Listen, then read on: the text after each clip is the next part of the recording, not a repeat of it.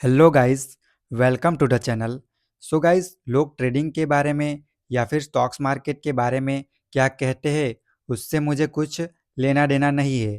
काफ़ी लोग stocks market को सट्टा जुआ कहते हैं, लेकिन मेरी अगर बात की जाए तो मैं स्टॉक्स मार्केट को बिजनेस मानता हूँ।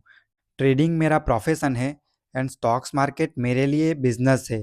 तो बिजनेस में जैसे क्वार्टरली या फिर एनुअली कंपनीज जैसे अपने रिजल्ट यानी कि पीएनएल रिलीज करती है, उसी तरह अपने बिजनेस में हम भी पीएनएल को ट्रेडिंग जर्नल के थ्रू मेंटेन करेंगे एंड कलेक्ट किए गए उसी डेटा को आगे जाके हम यूज़ करेंगे अपनी ट्रेडिंग को बेटर करने के लिए।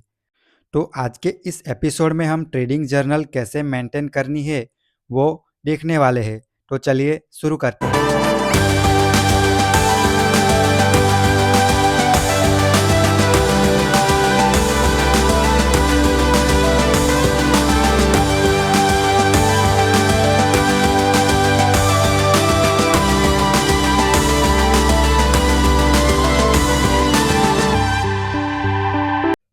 तो पहले तो हम कौन से साल में ट्रेड करने वाले हैं वो यहाँ पर लिखेंगे। एंड काफ़ी सारे लोग एक्सेल में भी ट्रेडिंग जर्नल बनाते हैं, लेकिन मैं ट्रेडिंग जर्नल नोटबुक में ही लिखना पसंद करता हूँ। तो इसी वजह से मैं नोटबुक में कैसे ट्रेडिंग जर्नल मेंटेन करनी है वो आपको दिखाता हूँ। आप उसे देखकर एक्सेल में भी बना सकते हैं। तो हमें यहाँ पे काफ़ी सारी चीज़ें लिखनी है, तो उसी वजह से हम काफ़ी सारे डेटा कलेक्ट कर सकेंगे।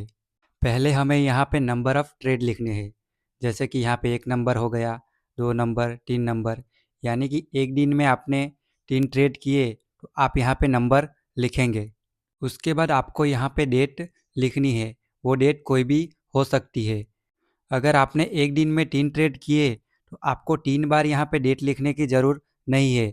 अगर आप एक ही बार लिखेंगे तो भी चलेगा। आप कौन से मंथ में ट्रेड कर रहे हैं वो भी आपको लिखना है, जैसे कि वो जनवरी भी हो सकता है, वो जुलाई भी हो सकता है। उसके बाद आप यहाँ पे डे लिखेंगे, वो फ्राइडे भी हो सकता है, वो मंडे भी हो सकता है। अगर आपने यहाँ पे 3 ट्रेड किए हैं तो आप एक ही बार फ्राइडे लिखेंगे, बार बार यहाँ पे फ्राइडे नहीं लिखेंगे। सो डे लिखने से बेनिफिट ये होगा, कौन से दिन में आप ज़्यादा प्रॉफिट कर रहे हैं या फिर कौन से दिन में आप लॉस कर रहे हैं, उसका डेटा आपको यहाँ से मिल जाएगा। उसके बाद हमने तीनों ट्रेड कौन से टाइम पे किए होते हैं वो हम लिखेंगे। अगर आपने 3 ट्रेड किए हैं तो वो आप तीनों ट्रेड में लिखेंगे। अगर आपने यहाँ पे 3 ट्रेड किए हैं तो वो कौन से टाइम फ्रेम में किए हैं वो भी आपको यहाँ पे लिखना है, जैसे कि 15 मिनट का टाइम फ्रेम हो सकता है, डेली टाइम फ्रेम हो सकता है, या फिर 5 मिनट का भी टाइम फ्रेम हो सकता है। जो आपने ट्रेड किया है उनको किन टाइम फ्रेम में किया है वो भी आपको यहाँ पे लिखना है। उसके बाद आपने कौन सी स्क्रिप्ट पे ट्रेड किया है वो लिखना है, जैसे कि आपने निफ्टी में ट्रेड किया, आपने बैंक निफ्टी में ट्रेड किया, आपने कुछ स्टॉक्स में ट्रेड किया। अगर आपने कुछ स्टॉक्स में काम किया तो उस स्टॉक्स का नाम आप यहाँ पे लिख सकते हैं, जैसे कि एचडीएफसी हो गया, रिलायंस हो गया, कुछ भी हो सकता है। इस कॉलम में आपको स्ट्रेटजी के बारे में लिखना है कि आपने कौन सी स्ट्रेटजी पे ट्रेड किया है, जैसे कि 5 में हो सकती है, कुछ ट्रेडल हो सकते हैं, कुछ ट्रैंगल हो सकते हैं। तो आपने किस स्ट्रेटजी पे यहाँ पे ट्रेड किया है उसके बारे में भी लिखना है। तो आगे जाके आपको ये पता चल सकता है कि कौन सी स्ट्रेटजी आपको ज़्यादा प्रॉफिट दे रही है या कौन सी स्ट्रेटजी आपको लॉस करवा रही है। तो उस स्ट्रेटजी को आप, जो स्ट्रेटजी आपको लॉस करवा रही है उसको आप अवॉइड करके जो स्ट्रेटजी आपको अच्छा प्रॉफिट देती है वहाँ पर आप ट्रेड कर सकते हैं। ये 2 कॉलम में आपको option buying and option selling के बारे में लिखना है, जैसे कि आपने ऑप्शन बाइंग की तो पी बाई किया तो पी बाइंग लिखना है, अगर सी बाई किया तो सी लिखना है। ऑप्शन सेलिंग की अगर आपने पी सेल किया तो आपको यहाँ पे पी लिखना है, अगर आपने सी सेल किया तो आपको यहाँ पे सी लिखना है। इस जगह पर आप क्वांटिटी लिख सकते हैं, जैसे कि आपने 4 लॉट में काम किया तो 4 लॉट की क्वांटिटी, अगर निफ्टी की बात की जाए तो 100 क्वांटिटी लिख सकते हैं। अगर बैंक निफ्टी में आपने 4 लॉट पे काम किया तो 4 लॉट की क्वांटिटी यानी कि 60 क्वांटिटी पे आपने काम किया तो वो आप यहाँ पे लिख सकते हैं। इस जगह पर आपको एंट्री प्राइस लिखनी है। अगर आपने कुछ ट्रेड किया तो आपने एंट्री किस प्राइस पर ली उसके बारे में आपको लिखना है। वो प्राइस कोई भी हो सकती है, 100, 200 कुछ भी हो सकता है। इस कॉलम में आपने कौन सी प्राइस पे अपने ट्रेड को एग्जिट किया वो लिखना है। इस कॉलम में आप ये लिख सकते हैं कि अगर आपका टारगेट अचीव हुआ तो आप टारगेट लिख सकते हैं। अगर आपका एसएल हिट हुआ तो आप यहाँ पर एसएल लिखेंगे। अगर आपने एसएल ट्रेल किया है तो इस कॉलम में आएगा ट्रेलिंग एसएल। तो आपने जितना एसएल ट्रेल किया है उस अमाउंट को आप यहाँ पे लिखेंगे। जैसे कि 700 रुपये का अगर आपका एसएल हिट हुआ, अगर 700 रुपये के एसएल को आपने 100 रुपये या 200 रुपये ट्रेल करके कर दिया होगा तो वो पर्टिकुलर अमाउंट आपको यहाँ पे लिखना है। और अगर आपने एसएल ट्रेल किया है तो यहाँ पे यस लिखना है। अगर आपने एसएल ट्रेल नहीं किया है और आपका पूरा एसएल हिट हुआ है तो आप यहाँ पे नो लिखेंगे, क्योंकि आपने एसएल ट्रेल नहीं किया है। इस कॉलम में हम एम टू एम लिखेंगे कि पूरे दिन आपने ट्रेड किया मार्केट टू मार्केट में। अगर आपने पूरे दिन में 3 ट्रेड लिए तो उसका प्रॉफिट एंड लॉस क्या था वो अमाउंट हम यहाँ पे लिखेंगे। वो अमाउंट हम यहाँ पे फिल करेंगे। इस जगह पर क्या लिखना है वो तो आपको पता ही होगा। अगर आपको प्रॉफिट हुआ है तो प्रॉफिट का जो अमाउंट होगा वो आप यहाँ पे लिखेंगे। अगर आपको लॉस हुआ है तो लॉस का जो अमाउंट होगा वो आप यहाँ पे फिल करेंगे। इस जगह पर अगर आपने ऑप्शन बाइंग किया है या फिर आपने ऑप्शन बाइंग में ट्रेड लिया है तो आपको कितना टारगेट मिला, यानी कि कितना रिस्क रिवॉर्ड मिला। अगर आपका एसएल 100 रुपये का था एंड आपको 300 रुपये टारगेट मिला तो आपको यहाँ पे 1:3 लिखना है। आपने जो टारगेट लॉक किया वो आप यहाँ पे लिखेंगे, लेकिन मार्केट ने उसी दौरान 1:4 या 1:5 दिया तो आप वहाँ पे ये लिखेंगे कि 1:5 हमें उस दिन मिला था लेकिन हमने लॉक किया 1:3। तो आप स्लैश करके यहाँ पे ऐसे लिख सकते हैं। सेम अगर आपने ऑप्शन सेलिंग की है उसमें आपने कितना रिस्क रिवॉर्ड लॉक किया और मार्केट ने आपको कितना रिस्क रिवॉर्ड दिया वो आपको यहाँ पे लिखना है। हमें यहाँ पे ये दोनों चीज़ें इसलिए लिखनी है कि हम अगर कोई ट्रेड में कम प्रॉफिट लेकर निकल रहे हैं एंड मार्केट हमें अच्छा खासा प्रॉफिट दे रहा है तो आफ्टर मंथ हम ये देख सकते हैं कि हमने कम प्रॉफिट बुक किया लेकिन मार्केट ने उस स्ट्रेटजीज में या उस पर्टिकुलर डेज में काफ़ी अच्छा प्रॉफिट दिया था। तो उसके वजह से हम क्या करेंगे, दूसरी बार जब ट्रेड करेंगे तो बड़े टारगेट के लिए हम वहाँ पे रुक सकते हैं अगर हमें वहाँ पे बड़े टारगेट मिल रहे हैं तो।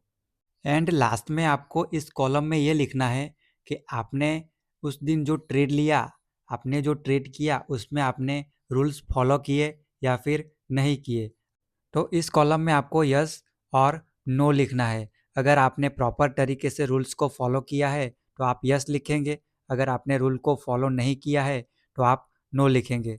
जैसे कि आपने ओवर ट्रेडिंग कर लिया, आपने एसएल को प्रॉपर फॉलो नहीं किया, आपने टारगेट को प्रॉपर फॉलो नहीं किया तो आप क्या करेंगे, इस कॉलम में नो लिखेंगे। अगर आपने ओवर ट्रेडिंग नहीं किया, आपने एसएल प्रॉपर फॉलो किया, आपने टारगेट प्रॉपर फॉलो किया तो आप यहाँ पे यस लिखेंगे, आपने रूल को फॉलो किया है। एंड पूरे मंथ ट्रेडिंग जर्नल मेंटेन करने के बाद आपको मंथ के एंड में ये देखना है टोटल ट्रेडिंग डेज कितने थे, आपने कितने दिन ट्रेडिंग किया। वो 15 दिन हो सकते हैं, वो 16 दिन हो सकते हैं। आपने कितने दिन ट्रेडिंग किया, वो 20 दिन भी हो सकते हैं। आपने उस मंथ में पूरे दिन भी ट्रेडिंग किया हो सकता है। तो आपको यहाँ पे वो फिल करना है। अगर उस मंथ के दौरान आपने बिग लॉस किए हैं तो वो आपको यहाँ पे लिखने हैं। तो आपने अगर उस मंथ के दौरान 25 या 30 ट्रेड किए होंगे, सपोज करो कि 40 ट्रेड किए होंगे, तो उनमें से आपने 5 बिग लॉस किए होंगे या फिर 2 बिग लॉस किए होंगे तो आपको उसको यहाँ पे फिल करना है। तो वो अमाउंट कुछ भी हो सकता है। जिन ट्रेड में आपने बिग लॉस किए हैं वो ट्रेड के बारे में आप लिख सकते हैं। वो ट्रेड 1 या 2 या फिर 5 भी हो सकते हैं। आपने जितनी बार बिग लॉस किए हैं उसको आपको यहाँ पे लिखना है। वैसे ही उस मंथ में आपने बिग प्रॉफिट किए हैं तो उसको भी आपको यहाँ पे फिल करना है। उसी तरह उन मंथ में स्मॉल लॉस और स्मॉल प्रॉफिट आपको इस जगह पर फिल करने हैं। ये चारों चीज़ें लिखने के पीछे का मीनिंग यही रहता है कि अगर आप बिग लॉस कर रहे हैं तो उसको आपको यहाँ पे अवॉइड करना है। अगर आपने बिग लॉसेस को अवॉइड कर दिया तो आप बिग प्रॉफिट करें, स्मॉल लॉस करें या फिर स्मॉल प्रॉफिट करें, इन तीनों सिनेरियो में आप प्रॉफिटेबल ही रहने वाले हैं। तो आपको यहाँ पे बिग लॉसेस ही अवॉइड करने हैं, आपको बिग लॉसेस नहीं लेने हैं। एंड लास्ट में आपने कितना प्रॉफिट किया, आपने कितना लॉस किया और उसका टोटल, आप लॉस में रहे या फिर प्रॉफिट में रहे, उसके बारे में यहाँ पे लिखना है। तो इसी तरह से हमें ट्रेडिंग जर्नल पूरे मंथ के लिए, पूरे साल के लिए मेंटेन करनी है। तो ट्रेडिंग जर्नल मेंटेन करने से हमें बेनिफिट क्या होगा कि हमने पूरे मंथ में कितना प्रॉफिट एंड कितना लॉस किया वो तो हमें डेटा मिल ही जाएंगे, लेकिन उसके साथ हम काफ़ी सारे ऐसे पॉइंट कवर कर रहे हैं, ऐसे डेटा यहाँ पे कलेक्ट कर रहे हैं कि हमने कौन से दिन में ज़्यादा प्रॉफिट किया, हमने कौन से टाइम में ज़्यादा प्रॉफिट किया, हमने कौन से ट्रेड में ज़्यादा प्रॉफिट किया। तो काफ़ी सारी चीज़ें यहाँ पे निकल के आ रही है। हमने कौन से दिन में ज़्यादा लॉस किया, हमने कौन से टाइम में ज़्यादा लॉस किया, हमने कौन से टाइम फ्रेम में ज़्यादा लॉस किया। तो काफ़ी सारी चीज़ें इस ट्रेडिंग जर्नल से निकल के आएंगी। तो उसी को आप देखकर अपनी ट्रेडिंग को बेटर बना सकते हैं। तो मेरे लिए तो मनी मैनेजमेंट के रूल यही रहते हैं कि अगर आप बिगिनर ट्रेडर है तो आप एक लॉट पे काम करें, आप ज़्यादा लॉट पर काम नहीं कर सकते हैं।